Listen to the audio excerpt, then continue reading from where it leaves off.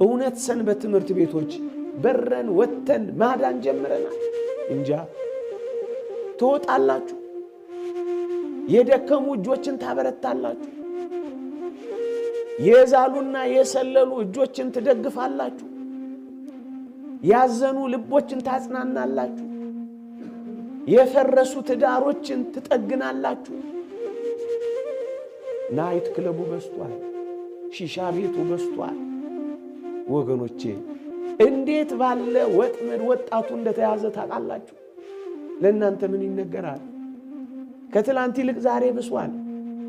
ከዛሬው ክፋት ይልቅ የነገው ወጥመድ ደግሞ ይብሳል። ማን ነው ለዚህ ወጣት በሮና ፈጥኖ የሚደርስለት? ወገኖቼ ሰው ይፈልጋል፣ አገልጋይ ይፈልጋል፣ የምስራቹን የሚነግረው ይፈልጋል። ሕዝብ ተክዟል፣ መግቢያ መውጫ አጥቷል፣ መጽናኛ አጥቷል፣ ወዮ እያለ ያለቅሳል። ማን ነው ለዚህ ሕዝብ የሚደርስለት? ውጡ ውጡ! እምታጽናኑ አጽናኑ፣ እምትደግፉ ደግፉ፣ እምትመክሩ ምከሩ፣ እምትሰብኩ ስበኩ፣ እምትጸልዩ ጸልዩ፣ ሱባኤ እምትያዙ ያዙ፣ እምትጸልዩ ጸልዩ። ውጡ ውጡ ውጡ! እኛ መውጣት ስላልቻልን እኮ ነው ሌሎች ወሰዱብን። ይሄ እውነት ነው። እኔ በልጅነት ሰንበት ትምህርት ቤት የሰማሁት አንድ የድራማ ቃለ ተውኔት አለ። ዘላለም ነጠላ ለባሽ ላይ መፎከር፣ ዘላለም አዳራሽ ውስጥ ዘላለም መዝሙር ማጥናት፣ ዘላለም መሰብሰብ። ስንቶች እኔና እናንተን ይጠብቃሉ መሰላችሁ? ወጣቶች ሚነግራቸው ይጠብቃሉ። መጣ ሄደ በቃ እዛው ላይ ስንት ሰው አጥምቃችኋል፣ ስንት ሰው መልሳችኋል፣ ስንት የራቅ አቅርባችኋል፣ ስንት የተዘጋ መቅደስ ከፍታችኋል፣ ስንት ወጣቶች አጥምዳችኋል፣ ስንቶችን ከሱሳቸው ነቅላችኋል፣ ስንቶችን ከጫታቸው አውጥታችኋል፣ ስንቶችን ከዝሙታቸው አድናችኋቸዋል፣ ስንቶችን ከሲባጓቸው ሊታነቁ ካሉበት ሲባጓ አውጥቷቸዋል። በቃ ሁሌ መዘመር የታል ሊወጣ ነው ወገኖች?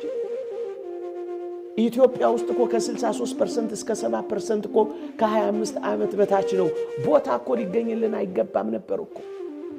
ሌሎች በሉት፣ ኳስ ሜዳዎች ሞሉት፣ ግሮሰሪዎች ሞሉት፣ ፊልም ቤቶች ሞሉት፣ ጭፈራ ቤቶች ሞሉት፣ ስጋ ቤቶች ሞሉት፣ ግሮሰሪዎች ሞሉት፣ ጠንቋይ ቤቶች ሞሉት። ዘመናዊ ጠንቋዮች አንዳንድ ሐሰተኛ ነቢያቶች ወሰዱት።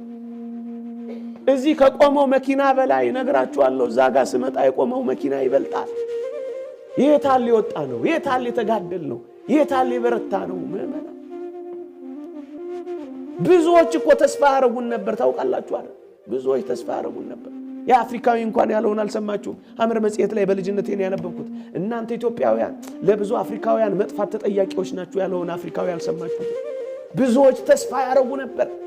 እንደኛ ማምለክ፣ እንደኛ መዘመር፣ እንደኛ መጸለይ፣ እንደኛ መቀደስ ይፈልጉ ነበር። ብዙ አፍሪካውያን እንኳን ኢትዮጵያውያን አፍሪካውያን ተስፋ ያረጉን ነበር። እንኳን ለአፍሪካውያን ለኢትዮጵያውያን መድረስ አልቻለም። ዘረኝነት የበላውን ወጣት አጣ ነው። መስቀሉን በጠሰ፣ መሳሪያውን አነገተ፣ ፍቅሩን ጣለ፣ ጥላቻውን ለበሰ። ታዲያ የታለ የደረስንለት? እኛ ስላልሰበክ ነው ሌላ ሰበከው።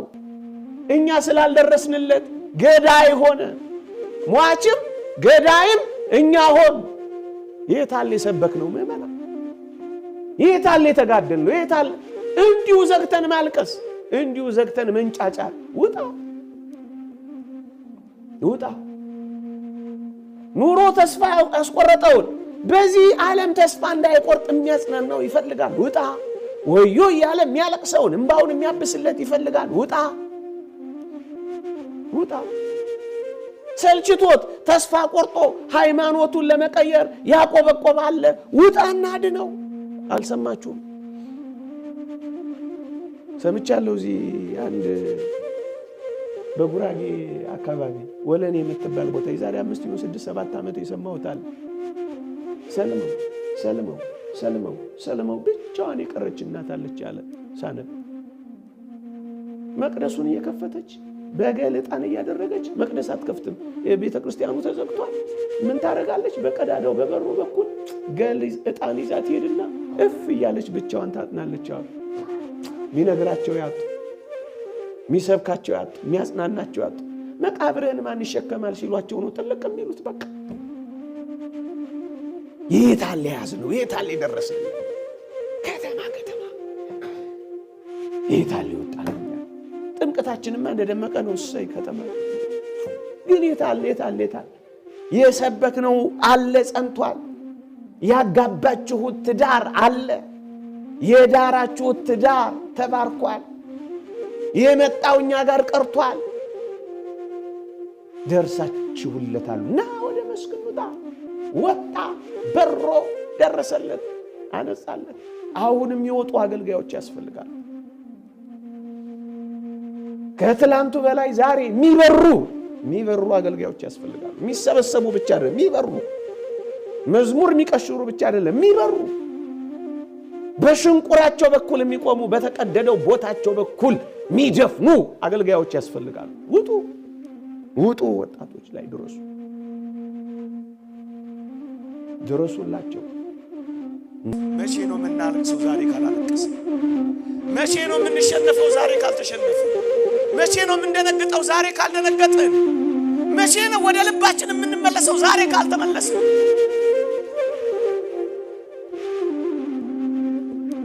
የሚራበው እናንተ አይደለ? ያው እኮ ነው። ወንድምህ እኮ ነው የሚራበው፣ ወንድምህ እኮ ነው የሚጠማው፣ ወንድምህ እኮ ነው የሚወድቀው፣ ወንድምህ እኮ ነው የሚዋጋው፣ ወንድምህ እኮ ነው ተስፋ ቆርጦ ሲባጎ ላይ የሚታነቀው፣ ወንድምህ እኮ ነው የሚንከራተተው። አንተ እኔ ነኝ፣ እኔ አንተ ነህ፣ ያው ነህ። ከሚታመሙት ጋር አትታመሙ፣ ከሚያዝኑት ጋር አታዝኑ፣ ከከፋቸው ጋር ሆድ አይብሳችሁ።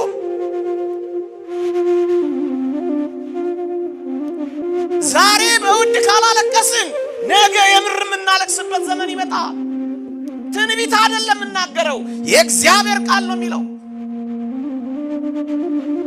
ኢሳይያስ አለቀሰ። ምን አለ? ከንፈሮቻቸው በረከሱባቸው ሰዎች መካከል ምኖር፣ ከንፈሮቼ የረከሱብኝ ወዮ፣ እግዚአብሔርን አይቼዋለሁ አለ። ወዮ አለ።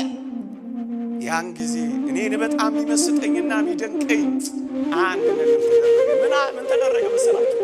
ከሱራፌል መላእክት አንዱ ሱራፌል መልአክ እኮ ነው። እንባውን፣ ለቅሶውን፣ ወዮታውን አየና በጉጠት ፍም ወሰደና እየበረረ መጣለታ። እንባው አላስቻለው። ለዚህ ነው እንባችን ቅዱስ ሚካኤል አያስችለው። ይመጣ እኛ እናልቅስ እንጂ፣ እኛ እንበርከክ እንጂ፣ እኛ እንሸነፍ እንጂ፣ እኛ እንጥራው እንጂ፣ እኛ እንጸጸት እንጂ በሮ ይመጣል። በባህር እኮ አይዛመደውም። መጽሐፍ ቅዱሱን አንብቡት። እግዚአብሔር ሂድ ሲለውም አታዩትም። ራሱ በሮ መጣ፣ ወጥቶ መጣ። አቤት እንዴት ያጽናናል! እንዴት ያሳርፋል! ራራለታ። ከንፈሩን ይነካለት ዘንድ፣ እንባውን ያብስለት ዘንድ፣ ወዮታውን ያስቆምለት ዘንድ በረረ። ዛሬ የሚብረሩልን በእውነት ዛሬ ለኛ ሊበረርልን ይገባል። ተጨንቀናል፣ አልቅሰናል፣ ደክመናል፣ አቅቶናል፣ ተረተናል። የውሸት እየኖርን የእውነት መሞት ጀምረናል። ሞት አፍንጫችን ስር ሆኗል።